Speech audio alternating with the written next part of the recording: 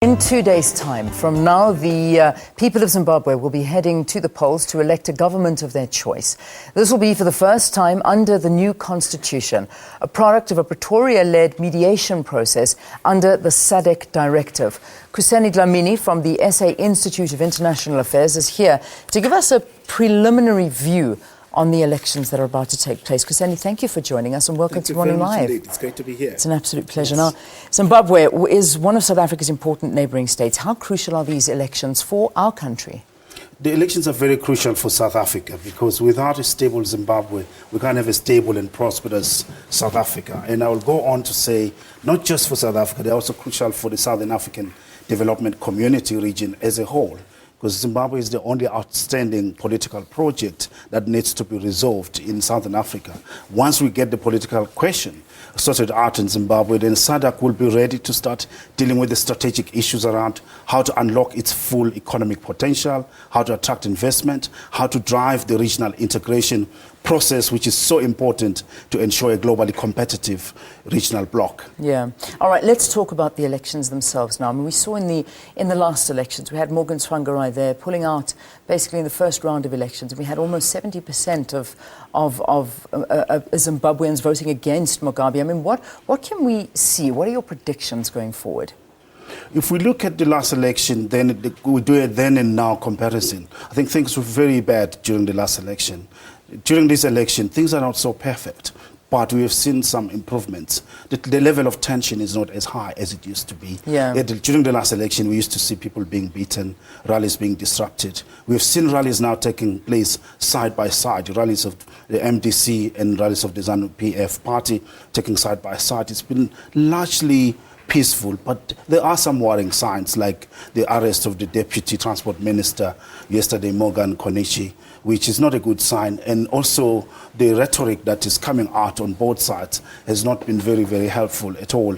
It is becoming very, very important for SADC and the AU to ensure that the environment is conducive to free and fair elections before, during and in the immediate aftermath of the elections. Yeah, let's talk about SADC's role. They haven't really enjoyed the greatest respect in the region up to date. You know, having a look at these elections, their role in this, do you think they have much influence there?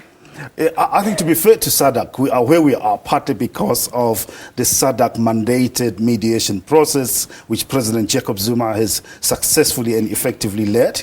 The issues that are being raised is whether SADC and the AU can be entrusted to be able to be the effective and objective and impartial monitors of the elections. We cannot prejudge that. Let's give them a chance. Election day is coming in 2 days' time, and let's look at how they discharge themselves. We know that sections of the international community, especially the EU and the USA, have raised some questions on whether these elections will be free and fair, but it's too early to really judge SADC at this stage. What about the African Union? What role can they play? We saw the chairperson of the African Union visiting Zimbabwe and engaging with all the stakeholders there, and I think they should stay very close to the process. We know that former President Obasanjo from Nigeria will be there as part of the AU monitoring team. He will be in Zimbabwe, and we can look at persons like that to be able to really carry the AU flag and make sure that the AU perspective and views are taken into account. All right, now, I mean, we've seen a couple of changes within Zimbabwe. We're talking about a new constitution. We're looking at a review of the media in Zimbabwe.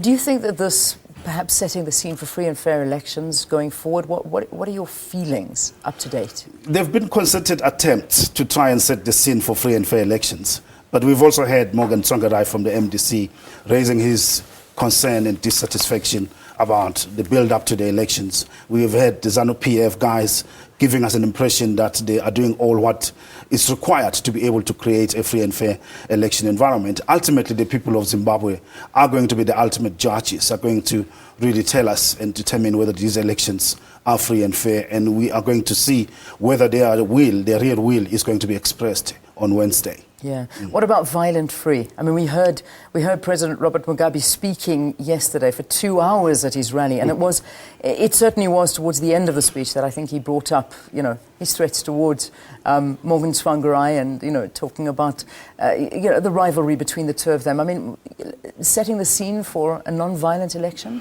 Not very helpful indeed to send such threats to a sitting Prime Minister, your leader of the opposition, a significant opposition party. Certainly not helpful to creating a conducive environment for free and fair elections. What is required is responsible and positive constructive statements that need to come out from all leaders. And what we heard from President Robert Mugabe is certainly unhelpful to the process that is required to create a free and fair environment. Yeah. Finally, what did you make of the rally yesterday? I mean, having a look at him taking the podium, 89 years old, going for 2 hours, talking to his nation, talking to his country. The turnout, I mean, I know you put a question mark on the turnout already, the popularity of the ZANU-PF. What did you make of yesterday? Well, for Mugabe, it just demonstrated him that he still has got fire in his belly. Yeah, he's still true. very energetic. He's a fighter, political fighter of note, and likes political fights. And also, I mean, in terms of Harare itself, we know that ZANU-PF's stronghold is mainly in the rural areas. And Harare is a very contested terrain. The MDC claims it as its own liberated zone, and ZANU-PF also wants to show that it's got some support there. All right. Thank you for talking to us. We'll be watching very, very closely here in South Africa how these elections unfold. And, of course, Griselda Lewis is there from the SABC team, and they're covering it there. And we're hoping to cross to her as well in the programme this morning to speak a little bit more about what's happening in the run-up to the elections. Kuseni Dlamini, who is from the SA Institute of International Affairs, thank you for talking to us here on Morning Live.